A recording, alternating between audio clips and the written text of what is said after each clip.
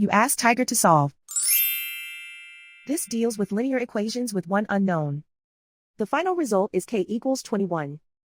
Let's solve it step by step. Simplify the expression. Expand the parentheses. Simplify the arithmetic.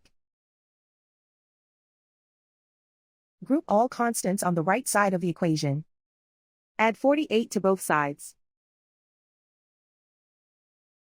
Simplify the arithmetic.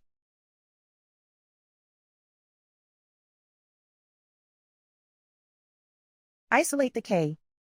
Divide both sides by 6. Simplify the fraction. Find the greatest common factor of the numerator and denominator. Factor out and cancel the greatest common factor. And so the final result is k equals 21.